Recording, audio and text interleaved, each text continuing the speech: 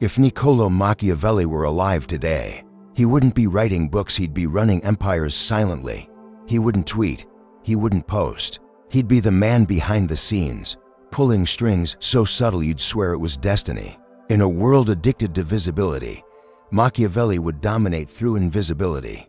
Today, I'm going to show you exactly how, not with quotes, but with doctrine, 21 psychological rules for total control based on what Machiavelli would do. If he were among us now, men judge more by the eye than the hand, control how they see you, and you control what they do. Rule 1. Always let them underestimate you. Machiavelli understood that power is safest when hidden. Today, everyone's in a rush to prove themselves, to flash credentials, to assert dominance, to show they're the smartest person in the room. But Machiavelli wouldn't walk in loud. He'd walk in last, observe first, speak when no one expects him to, and say what no one else dared. In doing so, he'd control the room without being noticed until it's too late. Let them think you're quiet, harmless, small, when they believe you pose no threat. They expose themselves fully, and that's when you strike from a position they never prepared for. Rule 2. Charm is more dangerous than truth. In a hyper-connected, image-obsessed society, truth doesn't spread, perception does. Machiavelli knew everyone sees what you appear to be. Few experience what you really are. He wouldn't spend his time proving integrity. He'd spend it building illusion. He'd smile in boardrooms while planting seeds of misdirection. He'd charm enemies, feed them false confidence, and disarm them through likability. That's the art, not to be good, but to be believed as good. You don't need to be honest. You need to be persuasive. Don't correct how people see you, exploit it. Let them crown you the hero while you quietly rewrite the ending. Rule 3. Create ambiguity on purpose. Most people fight to be understood. Machiavelli would do the opposite. He'd leave people guessing, one day cold, the next day generous, sometimes silent, sometimes intense, not because he's confused, but because they are. Confusion creates obsession. Obsession creates focus. Focus creates influence. When people can't define you, they study you, analyze every word, overinterpret silence. They begin to orbit your ambiguity, trying to make sense of what they cannot control. That's the power. You're not just a person anymore, you're a puzzle, and puzzles become fixations. Machiavelli would say the people you control the most are the ones who think about you the most. So stop over-explaining. Stop clarifying your position. Stop filling every silence. Leave gaps. Speak in riddles. Smile when they ask questions you refuse to answer. Confusion breeds curiosity, and curiosity becomes gravitational. Rule 4. Control what they see. Hide what you do. In a world where every move is broadcast, Machiavelli would move in shadows. Everyone's building their personal brand, posting updates, sharing progress, showing receipts. But the second people see how you move, they start preparing countermoves. They form alliances, build narratives, plant traps in your path. So what would Machiavelli do? He'd keep his output public, but his input private. He would appear transparent while hiding his true mechanics. A prince must always be prepared to act against loyalty, charity, humanity, religion to preserve the state. Translation: appear noble, move ruthlessly. Don't reveal your strategies. Don't explain your systems. Don't tell people what you're building until you've already built it. Let them think you're slow. Let them think you're resting. Then pass them by with a silence they never prepared for. Control the feed, guard the factory. Or Rule 5. Build a mask, then let it fracture. Machiavelli understood something every manipulator now uses. Perfection is forgettable. Flaws are addictive. So you build a mask, you become confident, poised, intelligent, calm. But just once, let it crack, reveal a controlled imperfection, a sharp word, a calculated vulnerability, a sudden burst of insight that reveals you're far deeper than they realized. Why? Because people don't obsess over what they already understand. They obsess over what feels just out of reach. Give them 90% of the story. Then go silent. They'll chase the other 10% for years. A wise ruler should cultivate an appearance of virtue while being ready to act contrary to it. So be the light, then flash the darkness. Let them glimpse the abyss, then close the curtain.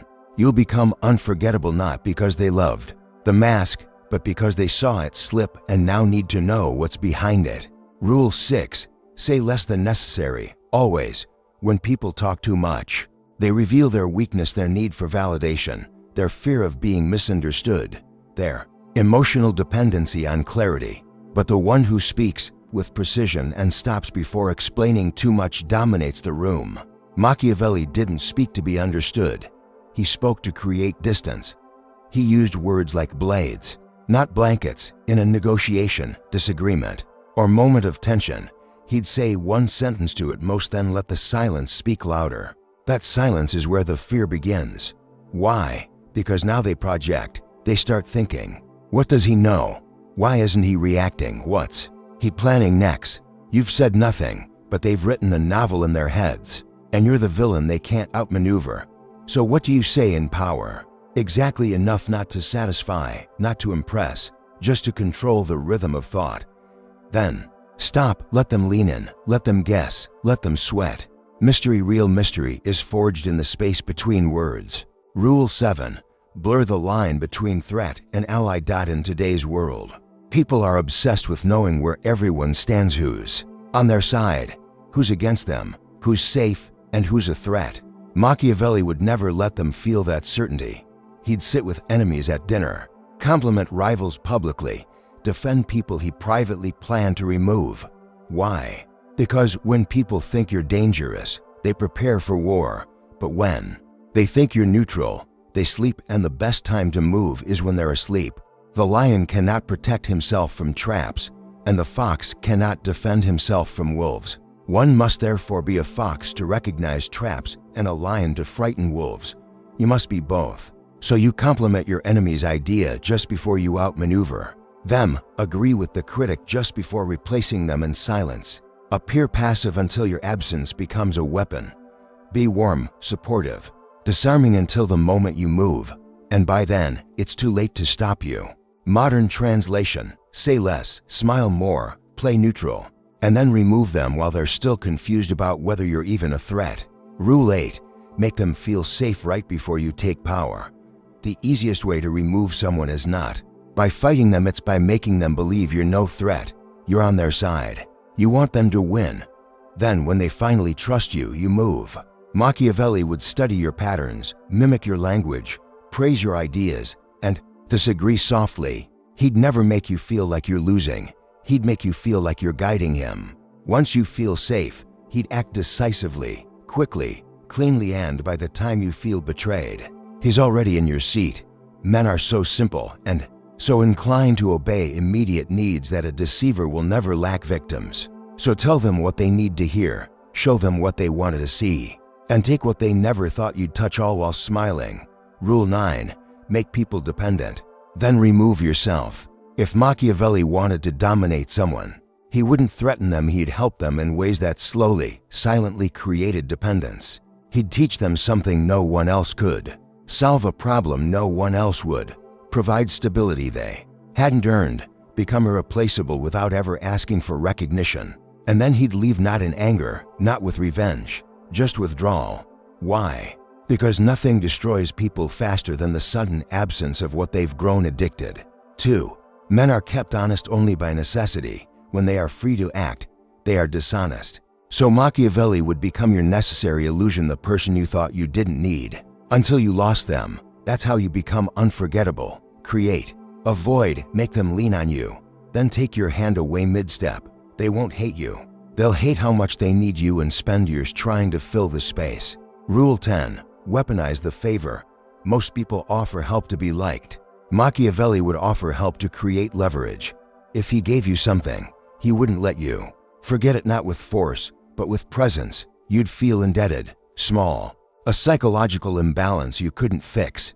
That's the point. You offer them a shortcut, a solution, an advantage, then pull back slightly. You don't ask for anything. You just let the imbalance ache until they start paying you back in loyalty, favors, information, or submission. If they forget, you remind them subtly. Remember that time just once. Enough to make them realize you own a piece of their pride.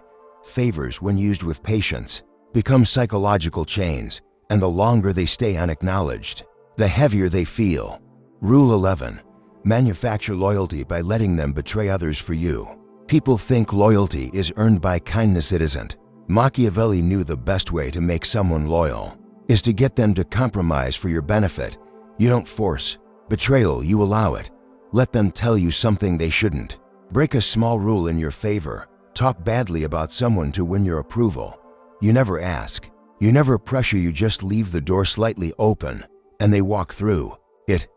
Now they're tied to you, not by admiration, but by complicity. People protect the things they've compromised for. So when someone betrays others in your direction, they're investing in you, and the more they invest, the less they can afford to lose you. That's how Machiavelli would create allies, not through charisma, but through entanglement. Rule 12. Break alliances from the inside. Machiavelli didn't just outmaneuver individuals. He dismantled entire networks, not by confrontation, but by erosion. He wouldn't attack the alliance. He'd infiltrate it, plant ideas, seeds of doubt, misalignments in values. He who causes another to become powerful ruins himself. So he'd identify the strongest bond in the group and slowly infect it with suspicion. I heard he said something about you. Have you noticed how she never really defends you? I'm not saying anything. Just watch how they act. That's all it takes. You don't need to destroy the alliance, you make them destroy it themselves. Let their fear of betrayal do the work for you, because once trust breaks inside a group, the whole structure collapses without a single blow. Rule 13. Reflect their insecurities back at them gently. Want someone to obey you without realizing it. Make them feel seen, but only in ways that confirm their self-doubt, not with insult, not with criticism, but with soft, carefully timed comments. You're really brave, especially for someone who's not used to attention. You always seem to pull through, even when people don't take you seriously. You're doing great, even if your confidence doesn't always show. What do these statements do? They trigger agreement from their pain. Once you've anchored yourself as the person who understands them, they attach, they defer. They begin to move under your emotional gravity. Machiavelli understood that fear and insecurity are far more effective than threats, because threats trigger defenses, but insecurities open the door from the inside. Once you're in, you become the only voice they trust. Rule 14. Never be the one holding the knife. In every betrayal, decision, or ruthless removal, Machiavelli had one golden rule: let others do the dirty work. He would orchestrate outcomes, whisper ideas, influence decisions, but never be in the spotlight when someone needed to be cut off. He'd make it seem like they were never loyal to begin with. When a rival needed to be removed, he'd let them self-destruct with just the right amount of provocation. When chaos needed to happen, he'd feed both sides information, then step away before the fire ignited. Why? Because if you're seen as the executioner, you gain enemies, but if you're seen as the inevitable alternative after someone else fails, you gain followers. This is the Machiavellian masterpiece, the illusion of clean hands. You orchestrated everything, you controlled everyone, but no one can prove it, and even if they suspect you, you're already sitting where the last man stood. Rule 15. Say nothing and let them reveal everything. In any room, the most powerful person isn't the loudest, it's the one who says nothing and watches everything. Why? Because silence is a weapon disguised as passivity. Machiavelli would walk into today's world of podcasts, rants, and digital noise and win by becoming the one person who doesn't broadcast. He wouldn't fill the silence, he'd let others choke on it. Here's how he'd use it. Someone insults you, you say nothing. Someone asks your opinion, you smile and let them keep talking. Someone tries to trigger emotion, you blink, stay quiet, offer no reaction. That silence forces them to speak more. And the more they speak, the more they reveal their doubts, intentions, weak spots. You don't have to interrogate them. They'll tell you everything just to fill the space you've weaponized. Never attempt to win by force what can be won by deception. And silence is deception's most elegant form. Rule 16. Be unpredictable, but only when it matters. Machiavelli would never be erratic, but he would be unreliable in critical moments. Why? Because predictability breeds manipulation. If they always know when you'll reply, They'll control the tempo. If they know how you react under stress, they'll plan the provocation. If they know you'll always take the high road, they'll walk all over it. But if sometimes you forgive and sometimes you disappear, if sometimes you speak and sometimes you let them drown in silence, if sometimes you engage and sometimes you watch them implode, they will fear you not because you're aggressive, but because you're unreadable.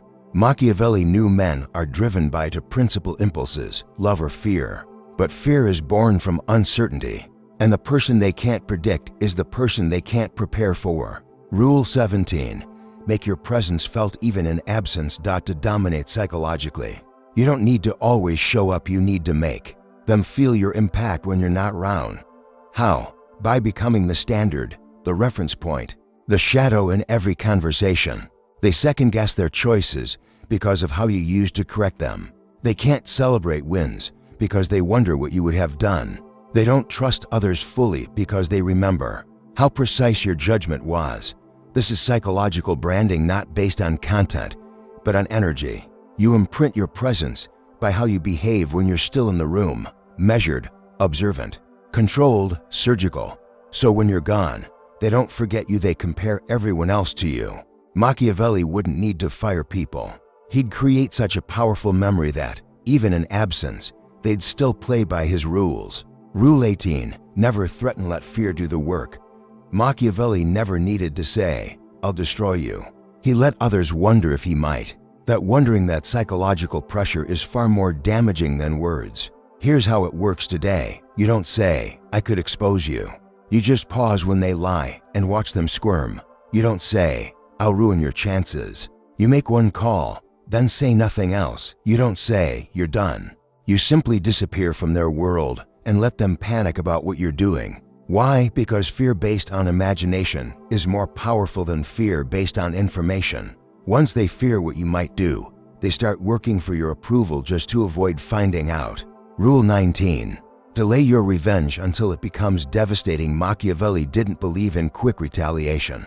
He believed in watching, waiting, letting the offense rot until the timing was perfect. Injuries should be inflicted all at once so that their savor may be less. Benefits should be granted little by little. When someone wronged him, he didn't react, he studied them, let them relax, let them believe they'd gotten away with it. Then, one day, when they least expected it, he moved clean, calculated, absolute. Revenge isn't just about punishment, it's about control. When you react instantly, you let the other person set the tempo. But when you delay, they live in paranoia, they can't enjoy their victories, can't sleep soundly, fear every silent moment. That fear does more damage than any outburst ever could. Rule 20. Become a system, not a man. Machiavelli never wanted to be liked. He wanted to be respected, not because of charm, but because removing him meant removing the structure. That's the modern move. Stop being a name, start being a network, an idea, a standard, a strategy embedded in how others operate. Train others to think like you.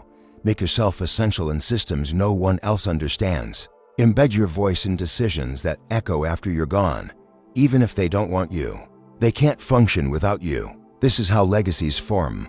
You aren't just feared while present, you're remembered in systems they can't delete.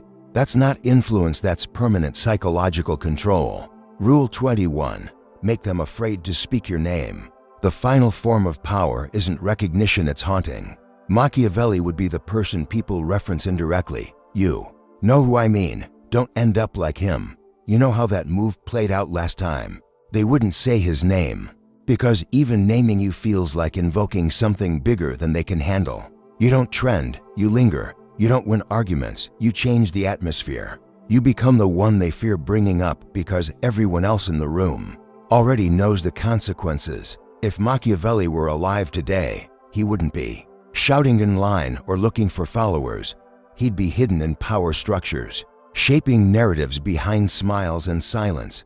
He'd be the voice in your head that says, "Don't respond, don't reveal, let them speak first." And most importantly, don't chase respect, position yourself so they can't breathe without it. That's how you win, not with fame, not with noise, but with a legacy they can't stop.